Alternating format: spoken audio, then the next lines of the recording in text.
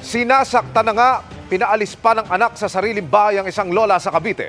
Kaya sa labas siya natutulog, katabi ng mga aso.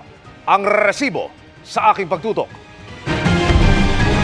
Isang senior citizen sa Cavite nagtamo ng pasa at paso sa katawan at bukol sa mukha. Pagsisiwalat ng ana ni Nanay Edeng na si Nora ang nasa likod daw ng nangyari sa matanda. Ang mismong bunsong kapatid ni Nora na si Tetet at pamilya nito. Ano nangyari sa ulo mo? Hindi ko alam kung sino pumalo. Ate Nora, ano ba yung nakikita ko namin ngayon? Tinanong ko po ang nanay ko kung paano ang nasa ulo niya. Ang sabi niya po sa akin, hindi niya alam kung nadulas siya o may pumalo.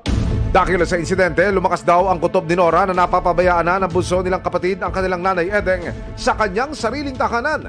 Nakikitira sa bahay ng kanilang Nanay Edeng ang kanilang bunso na si Tetet. Sana inalagaan niyo mabuti. Kung hindi man ninyo maalagaan na pagkain o ano, hindi, humihingi naman si nanay sa akin. Kasi po, kaya hindi na ako napasok kasi nga po, may gap na kami ng kapatid ko.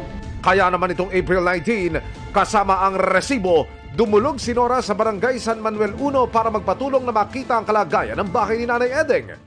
Nang makapasok, tumambad ang maruming higaan ni Nanay Edeng na nasa labas na ng bahay at katabi ng mga alagang aso. Sa sitwasyon po kasi nung matanda, kumbaga hindi komportable po kasi, di ba? Maya-maya pa, humarap na si Tetet. Ito ang kay nanay, wag na, kasi buhay pa siya eh. Iba na ngayon ang sitwasyon ni nanay. Yung apo ko, tsaka yung anak ko, palalalatin.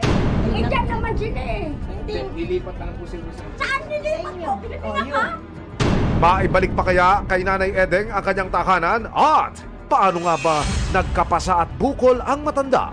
Abangan ang aking buong report sa resibo ngayong linggo, May 5, 2024, alas 5 ng hapon sa GMA 7.